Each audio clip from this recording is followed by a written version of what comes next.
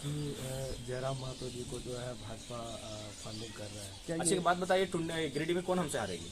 अगर हमको भाजपा फंडिंग करते तो गिरिडीह का सीट जो उनका महत्वपूर्ण सीट है 2004 में आखिरी बार झारखंड मुक्ति मोर्चा के झोली में गया था, उसके बाद कंटिन्यू 3 टाइम आज बीजेपी के पास है। अगर वो सीट का नुकसान होगा तो किसका नुकसान हो रहा है?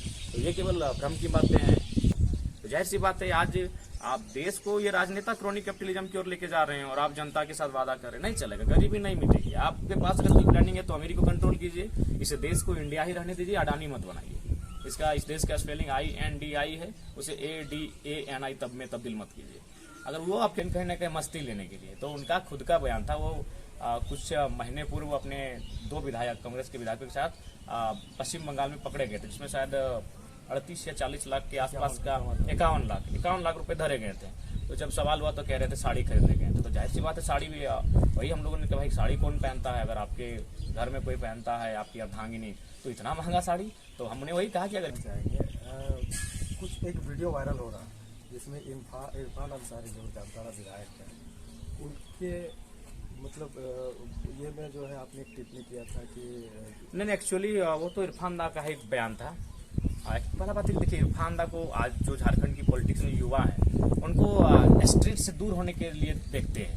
उनके पास ना तार्किक बातें हैं, ना लहजा है, और तो इसलिए बड़ा माना युवा है, बिल्कुल नो डाउट इरफान को वॉच करते इरफान दा को, लेकिन कहीं ना कहीं मस्ती लेने के लिए। तो उनका खुद का बयान था। वो कुछ महीने पूर्व अपने 2 विधायक, कांग्रेस के विधायकों के साथ पश्चिम बंगाल में पकड़े गए थे, जिसमें शायद 38 या 40 लाख के आसपास का 51 लाख रुपए धरे गए थे। तो जब सवाल हुआ तो कह रहे थे साड़ी खरीदने गए थे। तो जाहिर सी बात है, साड़ी भी वही हम लोगों ने कहा भाई साड़ी कौन पहनता है? अगर आपके घर में कोई पहनता है, आपकी अर्धांगिनी, तो इतना महंगा साड़ी। तो हमने वही कहा कि अगर उससे अच्छा है कि आप इस सड़क की मरम्मती कर लेते तो बेहतर होता है। तो ये कहीं ना कहीं उनका जो बयान होता है हमेशा बेतुका होता है, कोई तर्क नहीं। और बोलते हैं कि हम जनता के लिए साड़ी खरीदने गए थे। तो फिर अब मोदी जी को बोलते हैं कि नहीं आप 4 बांट के वोट ले रहे, तो आप भी साड़ी बांट के क्यों वोट लेंगे? आप सरकार में है, कांग्रेस पार्टी या झारखंड मुक्ति मोर्चा के सरकार में है। आप ग्रेजुएशन के छात्रों को आप 5,000 प्रति माह भत्ता कहे हैं, मास्टर डिग्री के छात्रों को आप 7,000 प्रति माह बेरोजगारी भत्ता कहे हैं। तो वहाँ काम कीजिए, आप रोजगार सृजन करवाइए। भाई सरकार में आप बैठे हैं, आप साड़ी बांट रहे हैं। तो ये था, ये बयान उनका ही बयान था, उसी बयान पर हमारा क्वेश्चन था। तो अगर इन समस्याओं से निजात पाना है तो मेरा हिसाब से जो ये स्लोगन चलता है कि गरीबी हटाओ, इस स्लोगन को विराम लगाने की आवश्यकता है। गरीबी नहीं हटेगी, आप अमीरी को कंट्रोल करें। अगर आप अमीरी को कंट्रोल करने के लिए आपके पास कुछ प्लान है, यानी अमीरों को नियंत्रण रखने के लिए आपके पास कुछ प्लान है, तो काम कीजिए। आज आप देश को क्रोनिक कैपिटलिज्म की ओर लेके जा रहे हैं। क्रोनिक कैपिटलिज्म का मतलब ये होता है जिसमें IAS IPS और नेता मिलकर अमीर बनाने में सहयोग करे। तो आप तो तमाम आज हमारे झारखंड में आज अगर कहीं भी किसी गांव में जाइएगा तो कोई कंपनी आई है तो तुरंत मैंने 100-150 की संख्या में पुलिसकर्मी आके खड़े हुए हैं डराने के लिए जनता को। तो जाहिर सी बात है, आज आप देश को ये राजनेता क्रोनिक कैपिटलिज्म की ओर लेके जा रहे हैं और आप जनता के साथ वादा कर रहे हैं। नहीं चलेगा, गरीबी नहीं मिटेगी। आपके पास अगर कोई प्लानिंग है तो अमेरिका को कंट्रोल कीजिए, इस देश को इंडिया ही रहने दीजिए, अडानी मत बनाइए। इस देश का स्पेलिंग INDI है, उसे ADANI तब में तब्दील मत कीजिए।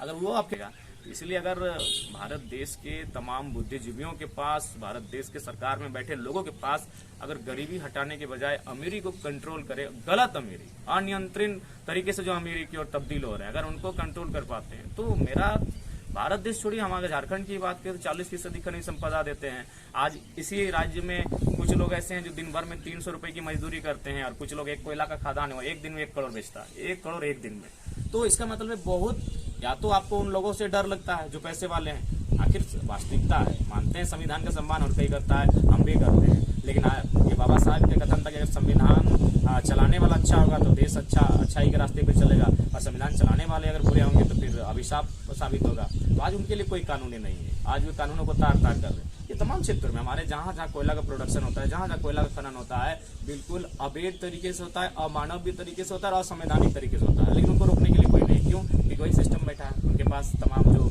सरकारी पदाधिकारी उनके साथ लगे हुए हैं, सरकार में बैठे मंत्री उनके साथ लगे हुए हैं, क्योंकि सबको अपना पेट भरना। तो जिस दिन ये लोग ह्यूमनिज्म की बात करेंगे, जिस दिन ये मानवता की बात करेंगे, गरीब गुरुओं की बात करेंगे, और सबसे पहले अपने आप को बदलेंगे। एक कहावत है ना कि अपना अपना करो सुधार तभी मिटेगा भ्रष्टाचार। तो जिस दिन हमारे नेता अपने आप को बदलेंगे, तो बदलिए, इनको बदलने के लिए कहेंगे, 75% अपनी संपत्ति दान करें, क्योंकि क्योंकि उन्होंने मेहनत से नहीं कमाया है, झोल फांस करके कमाया है, अपने सत्ता का दुरुपयोग करके कमाया है। और बिल्कुल आज अगर वो आज घर में बैठ कर झाल बजाएंगे तो उनकी 10 पीढ़ी आराम से खाना खाएगी, और हमारी वर्तमान पीढ़ी कहाँ पड़ेगी, कैसा उसका फ्यूचर होगा, वो हमारे पास प्लानिंग नहीं है। तो इसलिए अगर इस देश को सुधारना है, नो डाउट ये नेताओं का देश है, क्योंकि संवैधानिक देश, उसमें राजनीति का प्रथम स्थान है। ये नेताओं के देश में सबसे पहले नेताओं को सुधारना होगा, और इनका जो स्वार्थ है, इनकी जो लालच है, उस पर त्याग करना होगा। नहीं तो इसीलिए हम लोग आज लोग हमें क्यों लाइक कर रहे हैं? आज एक साधारण सा लड़का इंडिया और एनडीए के बीच खड़ा है, और अभी चुनाव में जीत हासिल करने की स्थिति में खड़ा है। कोई हमारा गॉड फादर नहीं, कोई पॉलिटिकल बैकग्राउंड नहीं, बस हमारी आइडियोलॉजी। लेकिन हम लोग जीत के जाएंगे तो अपना क्षेत्र है उसके बाहर एक बित्ता जमीन नहीं कर देंगे। क्यों कर देंगे भाई? अगर ये नेताजी ही सारी संपत्ति खरीद लेंगे तो जनता तो मरेगी ही मरेगी। और सीधी सी बात है, अगर जनता अपना जमीन बेचता है तो मजबूरी में बेचती है, तो जो नेता मजबूरी में जनता का जमीन खरीद ले वो अच्छा नेता होगा, कभी नहीं होगा। आज ये देश के तमाम नेता, 2-4 ईमानदार होंगे, तमाम नेता सबसे पहला काम क्या करते हैं? जमीन खरीदते हैं, प्रॉपर्टी तैयार करते हैं। ऐसे नेताओं से देश नहीं चलेगा। तो हमारी आइडियोलॉजी, हम लोग झारखंड में एक प्रयास किया, हम ये भी नहीं करेंगे जादू की छड़ी हम घुमा देंगे। हमने ये प्रयास किया है, हम लोग चुनाव जीतेंगे तो हमारे दल से जो लीडर चुन के जाएंगे वो अकुत संपत्ति बिल्कुल जमा नहीं करेंगे। अगर जमा करेंगे तो अगली बार उनको टिकट नहीं दिया जाएगा। आपके ऊपर एक आरोप भी लगा रहे हैं राजनीतिक दल के लोग कि जयराम महतो जी को जो है भाजपा फंडिंग कर रहा है। क्या अच्छी बात बताइए, गिरिडीह में कौन हमसे हारेगी? अगर हमको भाजपा फंडिंग करते तो गिरिडीह का सीट जो उनका महत्वपूर्ण सीट है, 2004 में आखिरी बार झारखंड मुक्ति मोर्चा के झोली में गया था, उसके बाद कंटिन्यू 3 टाइम आज बीजेपी के पास है। अगर वो सीट का नुकसान होगा तो किसका नुकसान हो रहा है? तो ये केवल भ्रम की बातें हैं और केवल दिग्भ्रमित किया जा रहा है। आप अगर ग्राउंड में जाके सुनिएगा तो दोनों पक्ष कयास लगाते हैं। जेएमएम वाले कहते हैं कि बीजेपी संबंध है और बीजेपी कहते हैं जेएमएम की टीम है। तो ये इसलिए भ्रम डाला गया है कि बोल तो दिया, जैसे हम लोग का कद बढ़ेगा इनकी पोल खोलेंगे। अब बिल्कुल खोलेंगे। हमने तो वही कहा जब कि इनको बुलाइए गांव में, पानी पिलाइए, फूलों की माला चढ़ाइए और सवाल कीजिए कि हमारे गांव में तमाम किसानों की एवरेज जमीन 3 एकड़ है, आपकी 150 एकड़ कहाँ से हो गई? इनका मुंह बंद हो जाएगा। तो इसीलिए ये सवालों के चलते, ये सुकरात तो हमें याद आता है जब उसे 20 का प्याला दिया गया था, बस सवालों के चलते। तो इसलिए आज ये सवाल पसंद नहीं करते मेरे, क्योंकि मेरे सवाल इनकी प्रॉपर्टी को खोल के रख देते हैं। तो इसीलिए ये मैंने तरह तरह के भ्रम फैलाने का काम करते हैं, भ्रांतियां फैलाते हैं। जैसे चुनाव में कुछ लोग क्या किए थे कि मेरा और वर्तमान सांसद का एक फोटो था मीडिया में, उसको निकाल के पोस्टर बना के और खासकर आदिवासी गांव में जाके चिपका देते थे कि जयराम का संसद के दोस्ती है। अरे भाई 5 साल 4 साल पुराना फोटो है। हम गए थे एक आवेदन लेके अपने गाँव में एक ओवरब्रिज को लेकर। तो इस प्रकार से लोग बहुत गंदा प्लानिंग है। बहुत मैंने बाकी लोग होता है ना कि अपना मेहनत से चुनाव जीतता है, और हम भी अगर जीत रहे हैं तो मेहनत कर रहे हैं। ये लोग क्या कर रहा था? साजिश कर रहा था। बताइए, मेरा फोटो तो अपने गांव में चिपका दिया। पहले जान तो लीजिए हम क्यों मिले थे उनके साथ।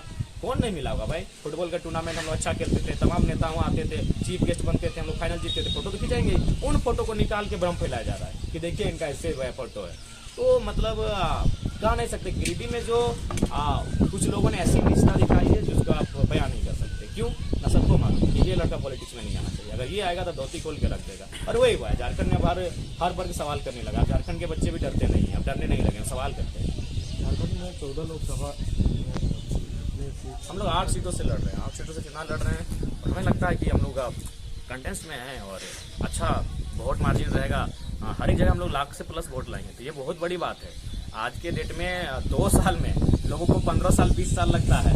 लोग वही कह रहे हैं, बर्दाश्त नहीं हो रहा है कि यार ये मुखिया का चुनाव लड़ता था, हमको दिक्कत है। डायरेक्ट सांसद कैसे बनेगा?